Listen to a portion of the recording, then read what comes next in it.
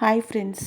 ఒక భక్తుడు సూర్యభగవానుడు స్వామి దగ్గరకొచ్చి, స్వామి శుభోదయం, శుభరాత్రి, పగలు రాత్రి, పగలు వెన్నెల, ఏంటి స్వామి అర్థం పరమార్థం వివరించండి అని అడిగాడంటండి.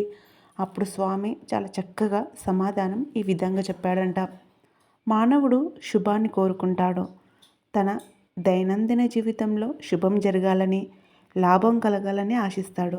ఇది మానవ నైజం. మనం నిద్ర లేవగానే శుభోదయం అంటారు. రాత్రి పడుకునే ముందు శుభరాత్రి అంటారు. నిజానికి కాలంలో శుభం అశుభం అంటూ ఏది ఉండదు. కాలం అనేది కంటికి కనబడని అనుక్షణ పరివర్తన. ఉదయాలు వస్తుంటాయి, పోతుంటాయి. రాత్రులు కూడా వస్తుంటాయి, పోతుంటాయి. దేనికి నిలకడలేదు. కాల ప్రవాహంలో శుభాలు అశుభాలు నిత్యం జరిగేవే. వాటిని ఎవ్వరు ఆపలేరు. అయినప్పటికీ మనిషి ఎప్పుడూ శుభాన్ని కోరుకోవాలని మన సనాతన కాలం నుంచి వినిపిస్తున్న సందేశం. పుట్టుకలు చావులు అనేవి సృష్టి ధర్మాలు. వాటిని స్తంభింపజేయడం ఎవరి తరము కాదు. లోకంలో పుట్టిన ప్రాణులన్నీ మరణం లేకుండా అలాగే శాశ్వతంగా ఉంటే సృష్టి ధర్మానికి విరుద్ధం అవుతుంది, కానీ అనుకూలం కాదు. పుట్టడమే తప్ప చావులు లేకుండే ఈ భూలోకంపై నిలవడానికి కూడా చోటు దొరకదు. కృతాయుగంలోని దృశ్యాలు కలియుగం దాకా ఉండవు కదా. అందుకే ఈ ప్రపంచం అశాశ్వతమని, ప్రాణుల ఉనికి క్షణభంగురమని అనేక తత్వాలు బోధిస్తున్నాయి. మనిషి పురుషుడు కానీ స్త్రీ కానీ పుట్టినప్పుడు ఎలా ఉన్నారో జీవిత చరమదశ వరకు అలాగే ఉండరు.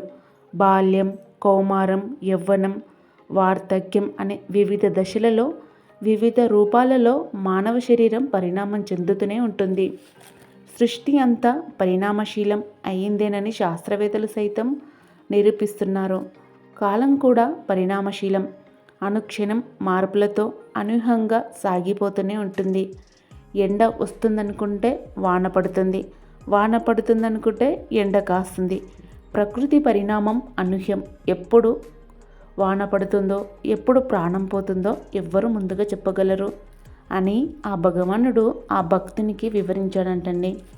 మనిషి ఆశాజీవి.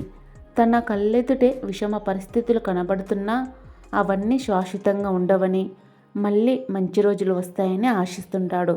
ఈ ఆశ ఒక్కటే మనిషిని బతికిస్తుంది. మనిషి కటిక చీకటిలో కాంతిపుంజం కోసం వెతకాలి. అగంధ లోయలో పడిన ప్రయత్నించి నేలపైకి చేరుకోవాలి. ప్రాణాపాయ స్థితిలోనూ ధైర్య కవచాన్ని వీడరాదు. అడవిలో సంచరించే జింకపిల్ల పులి కనబడగానే పరుగులు తీస్తుంది. తన ప్రాణాలను రక్షించుకోవడం కోసం అది రాళ్ళల్లో, రప్పల్లో, ముళ్ళ కంచెలలో, మంటలలో నుంచి సైతం దూకి పరుగులు తీస్తుంది. ఈ గుణం మనిషికి చాలా అవసరం. విషమ పరిస్థితులలోనూ అనుకూల భావాలు మనిషిని రక్షిస్తాయి. వేదంలో కూడా మంగళకరమైన మాటలని నిరంతరం వింటూ ఉండాలి. మంగళకరమైన దృశ్యాలని చూడాలి. స్థిర సంకల్పంతో మంచినే కోరుకోవాలి అని చెప్పే మంత్రాలు వినిపిస్తాయి. ఇప్పుడు వచ్చే అఫర్మేషన్స్ కూడా ఎప్పుడు సబ్కాన్షియస్ మైండ్ పాజిటివ్గా ఉంచుకోవాలి. మనం ఏదనుకుంటే అది జరుగుతుంది. యద్భవం సద్భవతి. మరి మన వేదాలు కూడా మంగళకరమైన మాటలే వినాలంటే మనం ఎప్పుడు పాజిటివ్ మాటలే మాట్లాడాలి. పాజిటివ్ సంకల్పంతో ఉంటే మనం అనుకున్నది ఖచ్చితంగా సాధిస్తాం అనడానికి నిదర్శనం. ఇక సీత అన్వేషణకై లంకా నగరానికి వెళ్ళిన మారుతి అక్కడ ఎంత వెతికినా సీత జాడ కనబడపోగా ఒక్క క్షణం నిరాశకు లోనవుతాడు. సీతాదేవి జాడని తెలుసుకోకుండా తిరిగి వెళ్ళి రామచంద్రుడికి తన ముఖం ఎలా చూపాలని ఆవేదన చెందుతాడు. ఇక తనకు ఆత్మహత్య ఒక్కటే శరణమని భావిస్తాడు. కొంతసేపటికి తానే తేరుకొని, నేను మరణిస్తే రాముడికి ఎన్నో ఆపదలు సంభవిస్తాయి. బలన్మరణం ఎన్నో దోషాలకు నిలవు. బతికి ఉంటే ఏదైనా సాధించగలను అనుకొని తన ఆత్మహత్యాన్ని విరమించుకొని ఉత్సాహంతో ముందుకు సాగి చివరికి అశోకవనంలో సీతాజాడను కనుక్కుంటాడు. ప్రతి మనిషి ఆంజనేయుడిలా ఆలోచించాలి. చావు సమస్యకు పరిష్కారం కాదని తెలుసుకోవాలి. ఆత్మశక్తితో ముందుకు నడవాలి.